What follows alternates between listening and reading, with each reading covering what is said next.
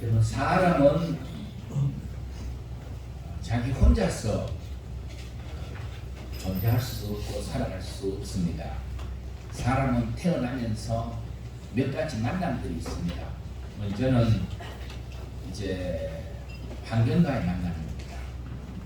우리는 대한민국 국민으로 태어난 것 우리가 감사합시다. 이게 나라냐 뭐 자꾸 이런 소리 하지 말고 우리 대한민국이 이 세계 어느 나라보다도 좋은 나라다.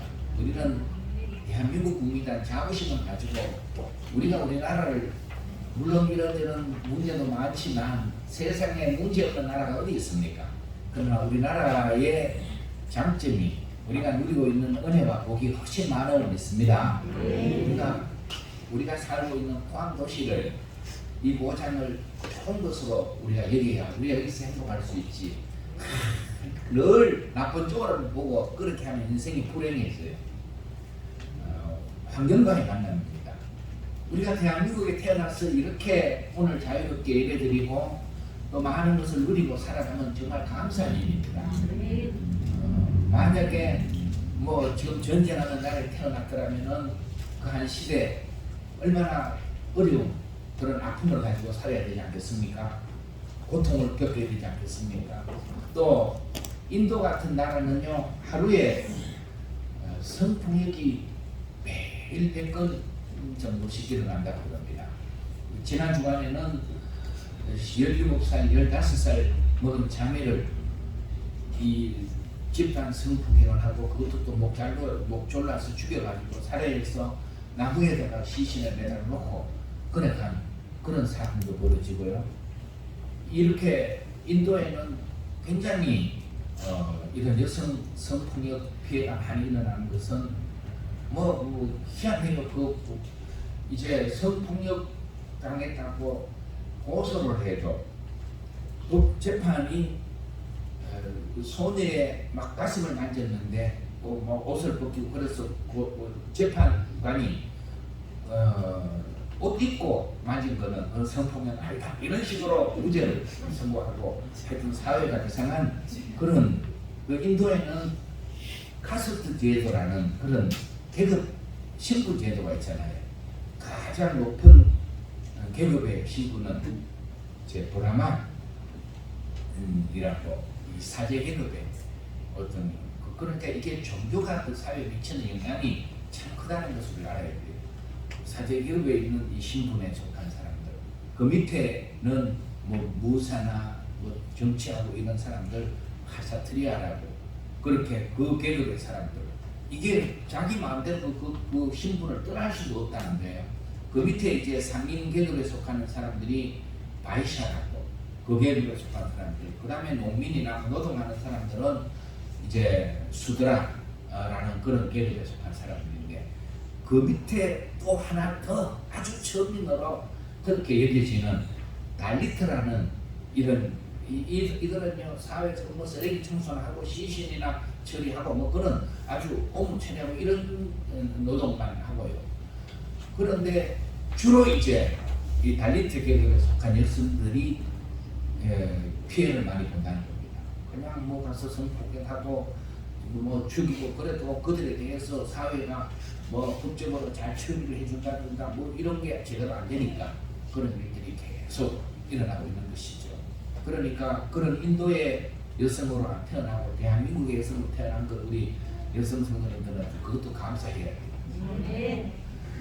그 나라의 계급 제도는요 내가 바꾸고 싶다면 바꾸는 것도 안 된다는 거 아닙니까? 그 카스트라는 것이 혈통 뭐 그런 어떤 뜻을 가지는데 이제 그 높은 계급의 사람들은 전생에 착한 일, 선하게 살고 좋은 일 하고 그런 사람들은 그런 계급으로 태어나고 그 다음에 낮은 계급의 사람들은 전생에 함부로 막 살다가 이 종교적인 영향이잖아요. 그래서 그게 안 맞게 그래서 어떻게든지 다음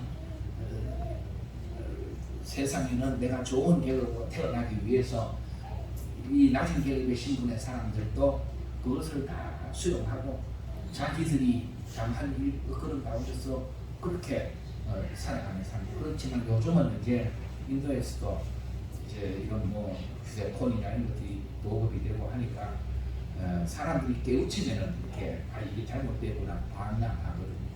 그래서 이런 아주 시위도 많이 일어나고 한다고 그러는데 어쨌든 우리나라 대한민국에 태어난 거, 우리는 태어나면서 대한민국이라는 나라로 만났습니다. 그리고 태어나면서 나의 부모와 만나고 형제들과 만나고 친구들과 만나고 더 커서 또 배우자를 만나고 이런 사람은 만남 속에 귀한 축복이 있습니다. 또 만남 속에 불행도 있습니다. 복된 만남이 되면 내 인생은 행복해지고 복된 그런 삶이 될 거고 잘못된 만남은 내 인생에 불행을 준다는 것이죠. 어떤 사람은 좋은 책을 만나서 그 인생이 달라진 이런 사람들도 있고요. 또 우리는 살아가면서 많은 종교 중에 하나님을 믿는 기독교라는 종교를 우리가 이제 믿게 돼서 하나님의 자녀 된 거 이거 너무 감사하고 또 많은 교회 중에 이런 그런 자부심 좀 가지게 돼요. 우리 포항 예당교회라는 교회를 내가 여기에서 섬기고 하나님을 의지할 수 있는 이런 복된 교회를 주신 것, 이 교회의 교인이 된 것도 우리 감사하고 이런 만남들이 우리 인생을 복되게 만들어 가는데 요즘 그 미스터 트롯의 트바노티로 알려지면서 출연한 김호중 씨 있잖아요.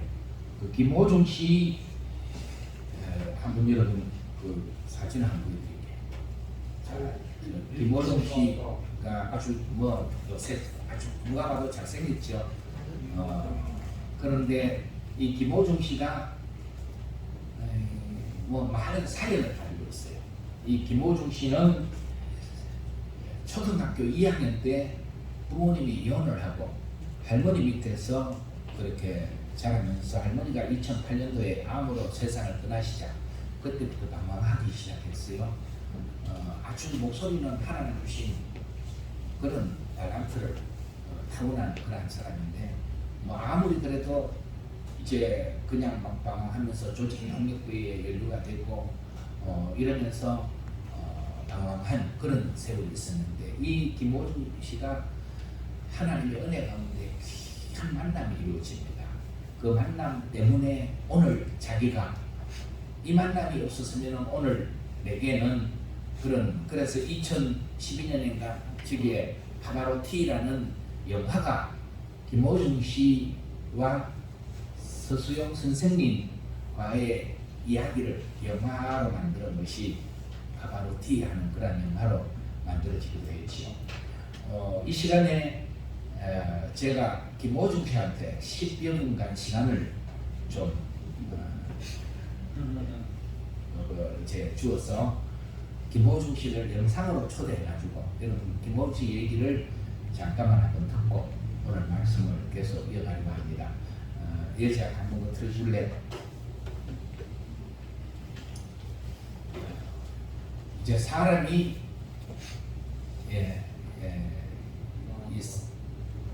크게 소리 좀 나오도록 하고 화면을 크게 만들어.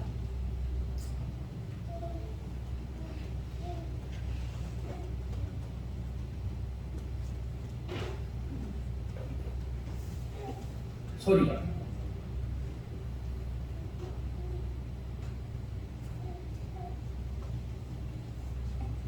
새롭게 하셔서 저때는 아직 이제 지금 생각하면 할머니 밑에서 몇 년 전에 알았었는데 2008년 때 할머니께서 대장암으로 돌아가셔가지고 네, 그때 제가 소리 조금 더 높여. 네, 방황도 그랬었고 왜 그랬는지 지금 생각하면 잘 모르겠는데 제가 못나서 그냥 아무렇지도 않은 사람에게 괜히 이렇게 주먹 다짐하게 되고 시비도 걸고 그리고 좀 이렇게 별로 마음에 안 든다 이래서 싶으면 이제 또 막 괜히 또 해코지도 해보고 그런 걸로 제가 받은 스트레스를 풀었던 것 같아요. 그거 유명해지셨겠어 또 그래서. 그 소문이 좀 돌았었어요. 아 그래요? 네, 그래가지고 이제 지방에 있는 이제 안 좋은 이제 조직폭 네. 같은 그런 곳에서 이제 너 와라. 오. 우리가 뭐 이렇게 일하면서 있으면 너에게 먹고 살 수 있을 만큼의 아니 집도 구해줄 거고 우리가 이렇게 돈도 줄 거다. 학생한테. 그렇죠. 또 저한테 그런 얘기 하더라고요. 네, 그래서. 그래가지고 그때 당시에 뭐 어쩔 수 없었죠. 네. 아, 예, 하겠습니다. 학교에서 이제 나가라고 이렇게 그 이제 더 이상 못 받아 제가 학교 선생님 입장이었어도 그런 학생이 있다 그러면 다른 학생에게 피해가 많이 되잖아요. 그래서 그때는 그런 생각도 못했죠. 그냥 예, 나가겠습니다. 학교 그만두겠습니다. 네, 그만둬도 좋습니다. 이러고 거기서 이제 옷을 벗고 이제 막 운동장에 옷을 던졌어요. 네. 운동장에 옷을 던지고 이제 나왔는데 그렇게 하고 이제 집에 제가 혼자 있었거든요. 저 혼자 이제 뭐 왠지 모르게 정말 이게 저는 그런 생각을 안 했었는데 이게 맞는 건지 아닌 건지 혼자 뭐 울기도 많이 울었었고요. 그러다가 뭐 이렇게 안 하던 정말 기도를 하게 되고 네. 아니 그렇게 되더라고요. 또 이상하게 어느 날 이제 제가 서수영 선생님을 만나게 되고 어떻게 만났어요? 연락이 오셨더라고요. 학교에서. 아니 선생님. 뭐 선생님이 이런 전혀 관련도 없는 예술하고 관련이 없는 이 학생을 어떻게 만나셨어요? 글쎄, 그 이제 어느 날 그 학교에 있는데 그 제 후배가 경북예술고등학교에 선생님으로 계십니다. 예. 그런데 그 후배가 전화를 왔더라고. 와서 이제 선생님, 그 선배님 이런 이제 제 아이가 있는데 우리 학교에서 아이가 이제 학교를 그만두게 되었습니다. 그만두게 됐는데 참 재능이 아까운 아이입니다.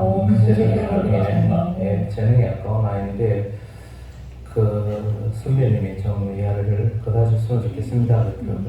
그래서 그래 재능 있는 아이라면은 그 경력에서 이렇게 아이를 키우는 게 맞지 않느냐 그러니까 좀 그럴 만한 사정이 있습니다 하더라고요. 그러면 일단 아이를 나에게 보내라고. 그래서 대구에서 어느 서점 앞에서 만나게 했는데 서로 얼굴을 모르니까 그날 지금도 기억하는 게 토요일 오전 10시에 만나게 됐는데 비가 부슬부슬 오는데 제가 먼저 도착해서 기다렸는데 통화를 하고 선생님 여기 있는데 오너라 이러니까 네, 꼭 가겠습니다 하는데 저 골목 끝에서 어떤 사람이 오는데 오는데 마음속에 제발 저 사람은 아니겠지 딱 오는데 제 앞에 오면 인사를 뚝뚝 하더라고요.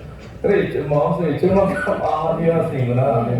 근데 이제 그 폼이 언제 그 조직폭력배의 버스가 딱 느껴지는 거야. 이제 호중이를 만나고 이제 테스트를 해봐야 되니까 마음 같아서는 곧장 돌아서 집에 가고 싶지만 그래도 이제 있는 마음이 있으니까 그래 테스트를 하면 피아노 있는 장소까지 이동을 해야 하는데 거기에 한 2분 정도, 2, 3분 정도 거리에 있었어요. 그러가면서 제 마음속에 다짐을 했는 게 인간이 재능 있는 아이가 아니면 이제 포기하겠다, 전학을 안 받겠다 이런 생각을 다짐하고 이제 갔죠. 가가지고 이제 테스트를 하는데 어떤 곡을 하겠니 이러면서 딱 보니까 그 토스카에 보면 별은 빈다는 말, 엘르츠 반네스들은 굉장히 어렵습니다. 그것도 저 속으로 웃었죠. 아니 자기가 그걸로 받겠다고. 제가 그랬었어요. 그래서 저는 속으로 웃었죠. 이 녀석이 그것도 오전 10시에 발성도 한 번도 목도 안 풀고 10시에 이 노래를 겁 없이 고등학교 2학년에 하겠다고 들으니까 내가 웃으면서 그래 한번 해보자 하고 그랬죠. 보통 테스트하면 제가 학생들 테스트하면 한 10분, 15분 정도 걸리거든요. 이제 이 아이의 타고나는 거, 앞으로의 가능성, 뭐 이런 걸 다 테스트하는데 근데 호중이는 그거 딱 부르고 나면 더 이상은 들을 필요 없다. 너는 뭐 어쩐 일을 느낄 정도로 괜찮다. 너는 저걸 타고난 아이다. 그래서 제가 이제 호중이하고 약속을 했죠. 내가 제안한 이 두 가지만 지켜준다면 내가 널 받아주고 모든 것을 책임져 주마. 너를 버리기에는 네가 성을 버리기에는 너무 아까운 존재다. 그래서 그 두 가지가 첫째 폭력을 쓰지 마라. 폭력을 쓰면 선생님은 네가 아무리 재능이 있어도 선생님 안 들어본다. 폭력을 쓰지 말고 두 번째 무단결석하지 마라. 이 두 가지 조건만 네가 약속이 된다면 내가 너에 대한 모든 책임을 져준다. 이렇게 했죠. 선생님께서 아까는 뭐 그래 더 이상 그만 듣자 이렇게 말씀하셨는데 그 뒤에 다른 얘기를 저에게 해주셨어요. 저는 그 얘기를 아직 기억이 있는 너는 노래로 먹고 살 수 있다 이러더라고요. 노래로 먹고 살 수 있고 너는 정말 하늘에 주신 목소리다. 정말 너무 멋있는 목소리를 가졌다. 저는 그런 소리를 처음 들어봤거든요. 노래하고 나서 처음 들어봤거든요. 그렇고 저를 책임을 져주시겠다 하시더라고요. 근데 솔직히 책임이라는 그런 말이 정말 어떻게 하려고 하면 어렵고 정말 결정하기 쉬운 어려운 그런 결정하기 어려운 단어인데 제게 그런 믿음과 확신과 사랑이라는 걸 주시더라고요 저한테. 그래서 저는 가게 됐죠. 다시 노래하겠습니다. 항상 제가 이제 무대에 서거나 아니면 콩쿨이나 뭐 심지어는 뭐 대학교 뭐 입시나 칠 때 항상 노래하기 전에 그 누가 뭐라 됐건 간에 저는 일단 제 자신에게 기도를 하고 들어요. 왜냐하면 하나님께서 주신 달란트고 하나님께서 저를 이 자리까지 세워주셨기 때문에 뭐 관중이나 청중이 뭐 몇천 명, 뭐 심지어는 뭐 몇만 명까지 늘어날 수 있는데 몇천 명, 몇만 명이 있어도 오직 하나님께서 주신 달란트이기 때문에 내가 노래하는 거나 세상적인 노래나 아니면 찬양을 어디 한 혼자 받아달라. 제가 이렇게 지금 이렇게 많이 그쪽으로 많이 변했어요. 사람들이 와서 야 너는 옛날에는 그랬는데 옛날에는 너 이제 저의 과거를 다 아시는 분들 참 옛날에는 그랬는데 참 정말 지금은 너무 행복하고 좋아 보인다. 너 뭐 어떻게 해서 그렇게 된 거야? 그러면 말을 하죠. 형, 뭐 형이라든지 뭐 누나, 그래 동생아 뭐 이렇게 교회를 다녀라. 교회를 다니면 말씀으로 얘기하자면 정말 어렵겠지만 처음으로서 당연히 저도 이해를 잘 못하고 어렵겠지만 그럼 일단 쉽게 말해 분위기고 너무 밝고 좋은 곳이고 그렇게 해서 한 영접을 한번 해봐. 그리고 너의 정말 뭐 문제 문제도 해결될 것이고 그리고 너가 이렇게 하나씩 갖고 있는 문제들이 단기간에는 해결이 안 되겠지만 장기적으로 봤을 때 정말 하나님께서 고쳐주실 것이다. 그런 말을 전해주실 거예요. 제가 어딜 가든지 정말 하나님 자녀라는 걸 증거할 수 있는 항상 그렇게 살아달라고 그래서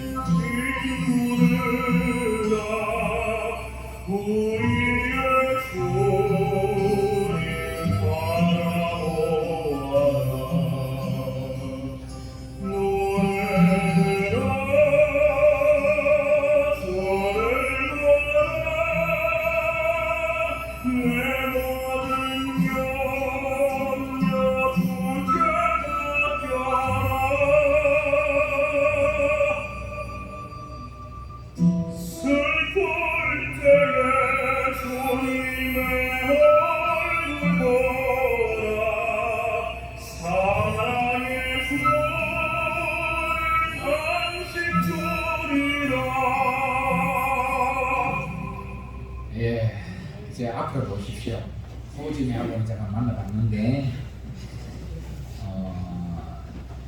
뭐 이 사연들을 더 알고 싶으면은 더 긴 감정도 있고 또 요 짧게 만들어낸 그런 것이니까 저는 그 사연들을 쭉 읽어보니까요.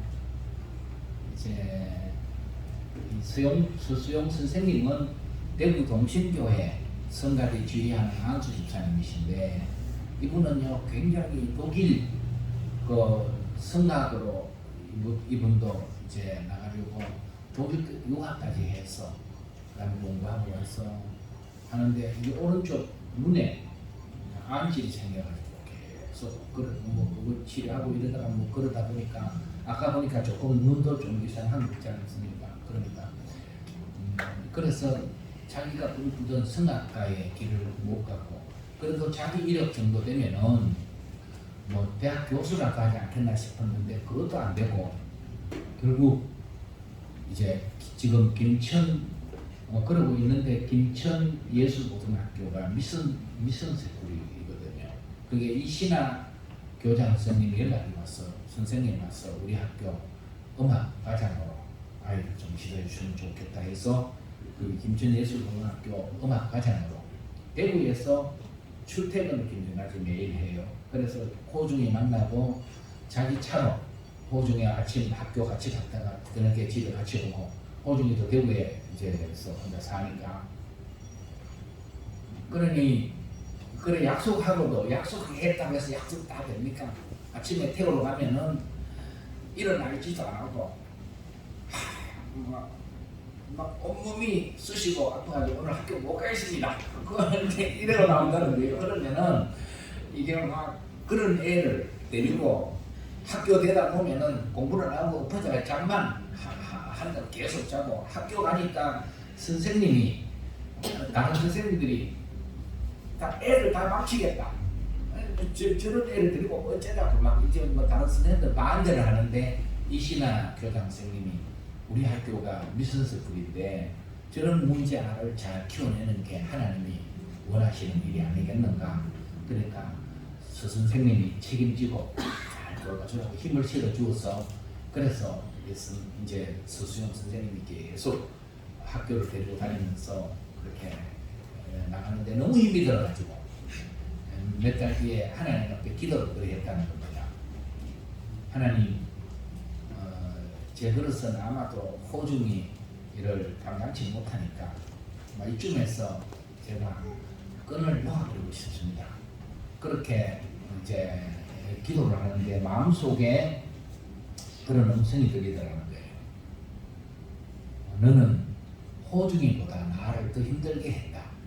이제 그 집사님 말씀이 하나님의 마음속으로 들려주는 음성이 정 그렇다면은 네가 호중이 끈 놓아버린다면은 나도 너를 잡고 있는 이 끈을 놓아버려도 되겠니? 그런 마음의 음성이 들려다. 그래서 이 선생님이 그게 그런 하나님의 음성을 들을 수 있다는 게 이게 또 귀한 복이지 않습니까? 그래서 그 선생님이 해결을 하고 어려움이 있어도 자기가 감당하면서 여러분 그 문제가 딱 나타났는데 아까는 좋은 식으로 얘기했지만은요 금목걸이 딱 하고 금발찌 끼고 금바지 끼고 팔뚝에는 문신해가지고 나와서 인사를 하는데 고개를 인사 안 하고 조폭 인사를 이런 어깨로 딱 그래가지고 하는 게 완전히 뭐 처음에는 감당이 안 되다라는 것이죠. 그러니 이제 이런 아이를 위해서 기도하고 그 호중이 이야기하잖아요. 자기가 못 들어본 말을 들었다. 너는 정말로 남다른 소리를 타고 네 노래방 해도 밥 먹고 살 수 있다. 그런 얘기 처음 들어갔다 그러잖아요. 그렇게 그 아이의 장점을 격려해주고 그러면서 지도하였는데 호중이와 그 서선생님의 마지막 고백이 이렇습니다. 서수영 선생님은 나는 호중이를 키워내기 위한 하나님의 도구다. 여러분 세상에 위대한 인물들이 자기 혼자 된 사람이었거든요. 뒤에는 반드시 뭐 헬렌 켈러가 그렇게 위대한 사람이라도 뒤에 헬렌 켈러를 키워낸 애니스 리바리아는 선생님이 있지 않습니까? 그러니까 굉장히 이제 그런 것이 이루어지듯이 이 선생님은 자기가 성악으로 그렇게 성공하고 싶은데 자기가 이루지 그렇게 못한 것은 자기 달란트는 이 호중이를 키워내기 위한 하나님의 도구다. 그렇게 이 호중이는 그렇게 얘기하는 거예요. 선생님을 만나지 못했으면은 오늘의 나는 없다. 이 호중이 선생님 만나지 못해서 오늘의 나는 없다. 내가 세계적인 테너가 돼서 선생님이 이루지 못한 꿈을 대신 이루는 것이 선생님께 은혜를 보답하는 길이다.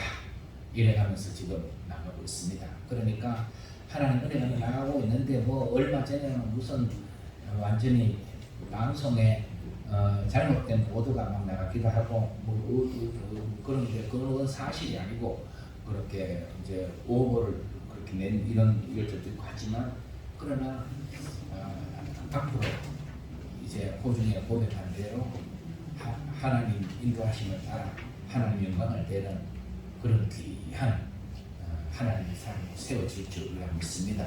여러분들도 기억나면 기도하고 박수 보내고 하면 좋을 줄 믿습니다. 이렇게 만남이 사람을 바꿀 수가 있다는 것입니다. 그래서 뭐 사람이 어떤 사람을 만나는가, 물건도요 어떤 물건을 만나는가. 여러분 그 스페인 출신의 유명한 화가 피카소라는 이름 들어보셨잖아요. 그 화가가 만든 뭐 그림 한 점이, 조각품 한 점이 수십억, 수백억 개, 굉장히 많은 작품들이 경매에 나오면은 어마어마한 가격으로 팔리는데요. 이제 이 런던 경매 시장에 이 피카소의 작품 중에 황소몰이라는 작품이 조각품이 황소몰이라는 그거 한번 보여드릴까요? 황소몰이가 어떻게 생겼냐 하면은 저게 황소몰이래요. 저 황소몰이라는 작품이 런던 경매 시장에서 얼마에 경매가 됐냐면은 우리 돈으로 293억 원. 293억 원 어마어마한 돈이잖아요. 그렇게 이제 경매가 됐는데 저게 어떻게 만들어졌나 그러면은 한날 길 가다 보니까 길가에 헌 자전거를 누가 걸어놨는데 그 자전거가 핸들이 높여서 뭐 옛날에 자전거 안장은 가죽으로 제때 있었잖아요. 딱딱하게 그렇게 처박혀 있는 자전거를 보고 그걸 피카소가 가져와가지고요. 저 자전거 핸들을 빼가지고 안장 뒤에다가 그 불러 붙여가지고 저는 보니까 자전거 핸들은 항상 뿌갖고 안장은 길쭉하게 나온 게 항소 머리 같다면 거기 이름을 붙인 게 항소 머리래요. 저기 들었는 값으로 치면은 저게 원가가 얼마 들었겠습니까? 그런데 저는 이분이 이런 작품을 만들고 하는 얘기가 뭐냐면 쓰레기는 위대한 가능성을 지닌 예술품의 재료다. 그런 얘기를 했거든요.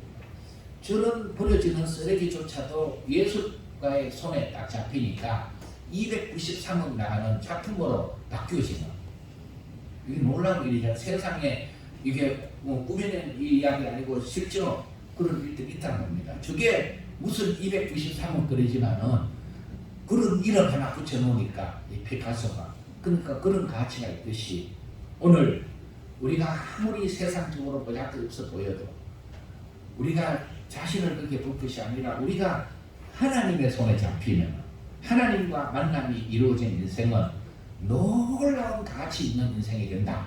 이것을 우리가 오늘 하나님의 말씀 통하여 함께 들을 수 있어야 될 줄 믿습니다. 그래서 사람은 변화될 수 있느냐, 바뀔 수 있느냐, 여기 대해서 어떤 사람은요 있다, 어떤 사람은 없다. 징그럽게 해주나 안에서 생전과 같이 나간다고 하세요. 그러고 이제 사람은 안 바뀌었다는 뭐 사람이 그럴 수 있거든요. 뭐 어떤 잘못한 일을 또 반복하고 그러면은 그렇게 평가해버리고 그렇지만은 우리가 살아가는 세상은 사람들이 그가 이전에는 이런 사람이었는데 또 잘 안 바뀌는 사람도 있어요. 조세영 같은 대도도 도둑질 하다가 잡혀서 감옥에 나와서 예수 믿고 변화됐다고 이제는 온 교회 다니는 간장하고 그러다가 또 일본 가서 도둑질 하다가 잡혀가지고 또 인생을 그렇게 마감하잖아요.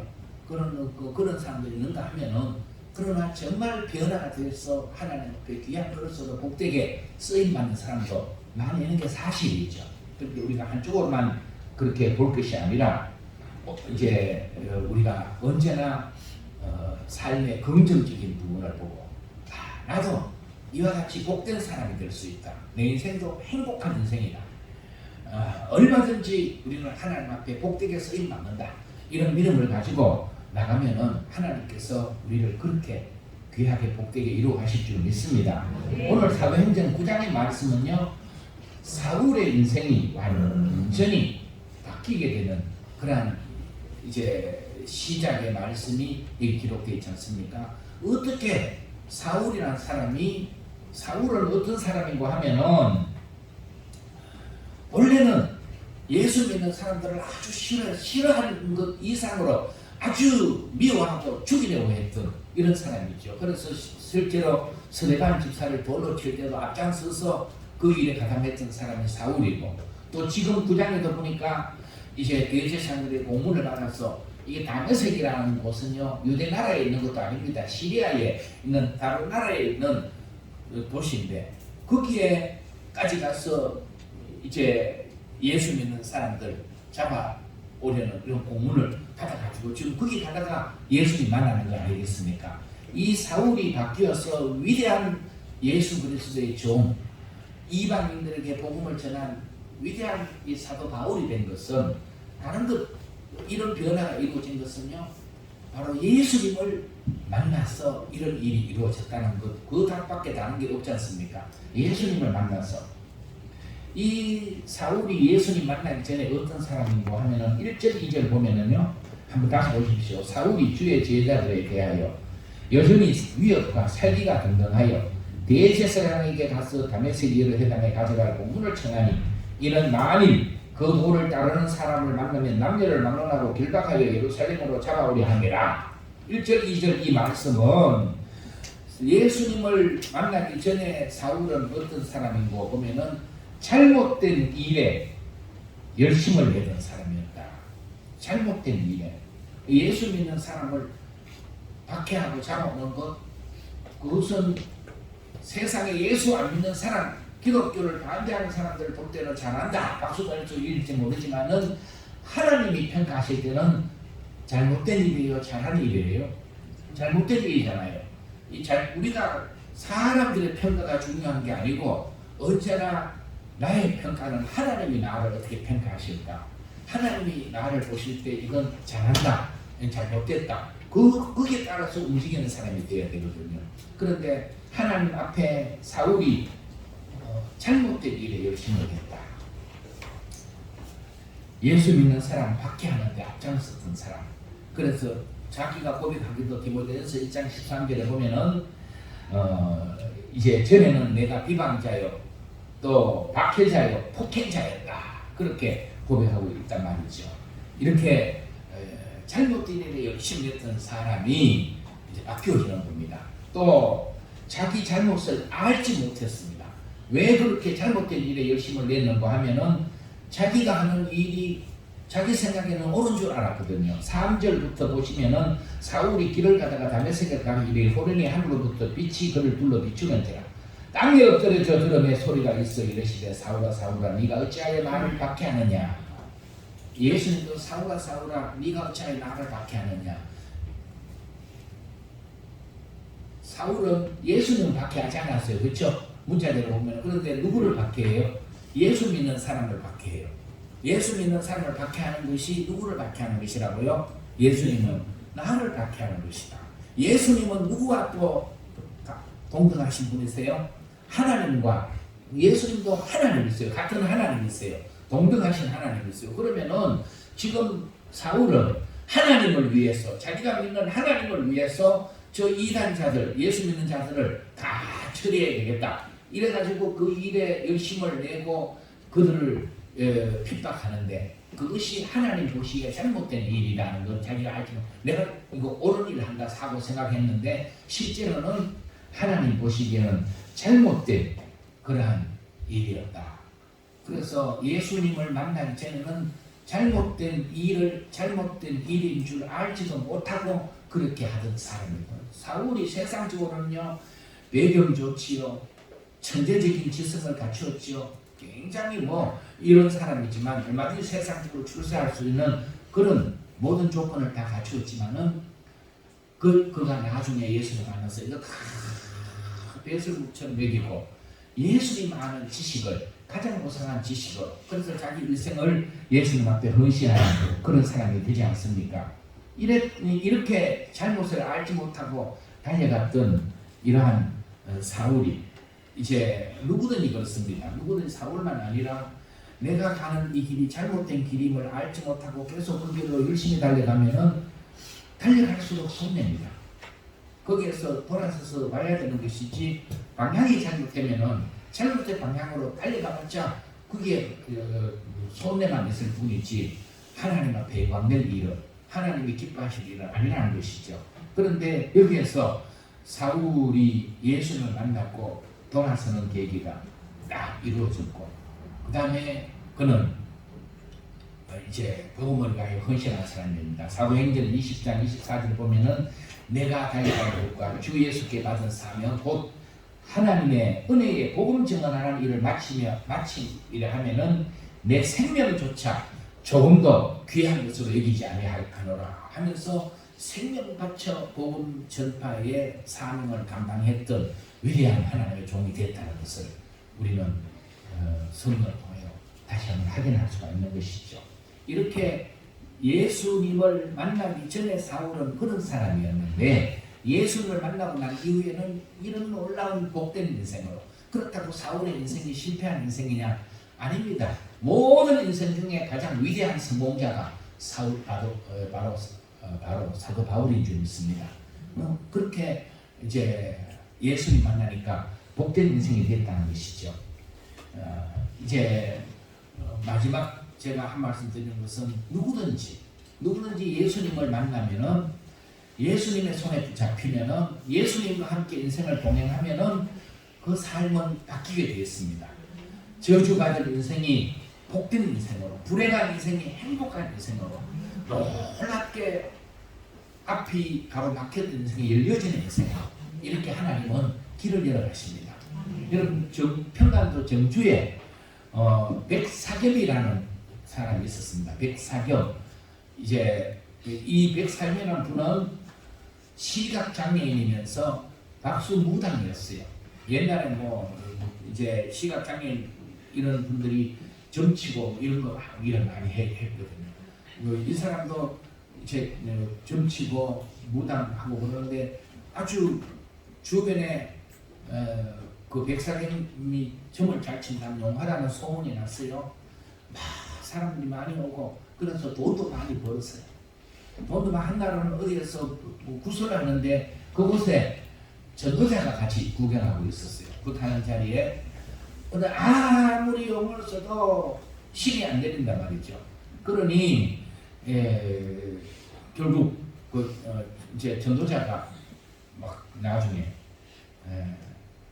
자식 망할 짓, 망하게 하는 무당짓 그만두고 이제 회개하고 예수님 믿고 천당 가라고 거기에서 복음을 전하고, 그러니까 막 가라 막 해서 욕을 하고 해서, 그래서 이제 떠나고 난 뒤에 신이 내려가요. 겨우 구슬했다는 겁니다. 그런데 그 뒤에 이 사람이 귀천에, 백상이 귀천에 전도자의 말이 계속 자식 망할 짓 그만두고 예수 믿고 천국, 자기도 경험한 것이, 자기는 자기 믿는 귀신이 최고 강한 줄 알았는데 자기가 믿는 귀신보다 더 강한 신이 있다는데 놀랐고, 그 다음에 잠자려고 하면 계속 귀전에 그 전도자의 말이 맴돌아서, 그 다음에 이 사람이 교회를 찾아갑니다. 교회를 찾아가서 나도 예수 믿고 싶다. 그래서 교회에 나서 온 가족 같이 신앙생활을 하게 되고요. 그때 마침 그 교회가 이제 건축하다가 돈이 없어서 중단되어 있었는데, 자기 돈 벌어서 땅 사놓고 막 이런 걸, 그 땅을 다 팔아가지고요, 그 교회 건축을 완공을 했어요. 땅 있는 거 옛날에 팔아버리고 시각장애인이니까 뭐 땅 살 길이 없잖아요. 그러니까 교회에서 그 가족들을 교회 와서 사찰로 이래 지내도록 하면서 이제 교회에서 그렇게 지내도록 배려를 했어요. 그런데 그때 이제 이 백상임 씨 넷째 아들이 백낙준이라는 아들이 있는데, 이 아들이 똑똑하고 그랬어요. 그래서 그때 맥균 선교사님이 이 아들을 만나가지고, 또 백상임 씨가 그렇게 교회를 위해서 이렇게 회개하고 자기 재산을 다 바쳐서 교회를 건축하고 이런 소식을 듣고, 이 맥균 선교사님이 당신 아들을 내가 데리고 와서 공부시켜도 되겠냐? 그래가지고요 맥균 목사가 이 아들을 중학교도 그다음에는 또 미국으로 유학까지 가서 프린스턴 공부시키고 대학에서 그다음에 예일 대학에서 철학 박사 학위를 받고 이 백낙준 씨가 돌아옵니다. 돌아와서 우리 한국에서 초대 참의원 의장을 지내고요. 또 문교부 장관을 하고 그다음에는 연세대학교 초대 총장이 됩니다. 그 백낙준 씨 사진 한번 보여드릴게요. 이 백낙준 씨가 이제 연세대학교 초대 총장으로 지냈거든요. 저 연세대학교 중앙도서관 앞에 백낙준 씨 그 동상을 이렇게 흉상을 이렇게 세워서 연세대학교의 정신적 지주로 지금도 모든 사람들이 기리고 있는 그런 인물이 되죠. 그러니까 여러분 이런 박수무당 아들도 그가 예수님을 만나니까 그 아들이 이와 같이 복된 귀한 인재로 쓰임받게 되고 대부분 이런 무당 자손들 보면은 다 뭔가 한쪽이 모질에 든거나 뭔가 문제가 있는 이런 자식들이 많거든요. 무당 자식들이 잘 안 됩니다. 그러는데 그걸 버리고 예수님과 만난 이후에 이와 같이 놀라운 복된 자리에 세워지게 됐다는 것이죠. 그래서 예수님을 만나면 누구든지 달라지게 되어 있습니다. 우물가의 사마리아 그 수가성 우물가의 여인도 그가 인생의 복된 삶을 위해서 온 이런저런 만남을 많이 가졌지만 자기를 불행한 만남밖에 안 되는데 어떻게 물동이 버려두고 쫓아가서 예수님을 전하게 됩니까? 예수님을 만난 이후에 그의 인생은 달라지게 됐습니다. 네, 그렇습니다. 모세가 미디안 광야에서 양치고 있다가 하나님을 만나야 됩니다. 80에 하나님을 만나니 그 양치던 모세가 출애굽의 위대한 지도자가 되지 않습니까? 이 베들레헴 들판에서 양치던 소년 다윗이 주님의 손에 잡히게 되니까 블레셋 나라의 골리앗 장군도 물리치게 되고 하나님께서 그를 이스라엘의 위대한 왕으로 세우지 않습니까? 이렇게 우리 인생은 하나님 만나면 하나님 안에 있으면 예수님 만난 인생은 예수님과 동행하면 우리의 삶은 반드시 복된 삶으로 바꿔지게 된다. 아멘. 그래서 우리는 이 예수님을 전하는 일에 더욱 앞장서고 또 예수님과 함께 열심히 우리가 동행하고 그래서 주의 일에 우리가 중생 성도들로 다 서서 주님 앞에 우리가 참으로 우리가 잘 되는 것이 예수님 안에서 잘 되는 것이 하나님의 기쁨이 됩니다. 내가 너를 그렇게 하기를 원했는데 네가 그렇게 해서 고맙다. 하나님께서 그렇게 우리를 기뻐하신 것이고 우리는 하나님의 영광은 내가 주님을 안 만났으면 내 인생은 오늘이 없었을 것인데 주님께서 내 인생에 복되게 하셔서 모든 영광 감사 하나님께 올려드립니다. 우리 하나님께 영광 올려드리는 그런 귀한 성도 우리 예담교회가 될 수 있기를 주님으로 축복합니다. 우리 같이 한번 기도하겠습니다. 하나님 아버지 오늘도 주의 전으로 불러주시고 함께 하나님 앞에 마음과 근무와 예배드릴 수 있게 하심을 감사합니다. 우리의 만남을 주관하시는 분이 하나님이심을 믿습니다. 이제 우리는 우리의 삶 가운데 많은 만남 가운데 우리가 잘 선택할 수 있는 지혜가 우리에게 있게 하여 주옵소서. 참으로 예수 그리스도와의 만남이 내 인생의 가장 귀한 복된 만남임을 알게 하시고 이 만남을 우리가 헛되이 여기지 아니하고 이 만남을 소중히 지켜서 우리 인생이 주님의 손에서 같이 있고 복된 그런 인생으로 세워져 가도록 인도해 주옵소서. 우리의 담교의 모든 성도들 지금의 자리에서 더욱 주님 은혜 감사하며 날마다 주님과 동행하는 복된 성도들로 세워 주옵소서. 예수님 이름으로 기도하옵나이다. 아멘.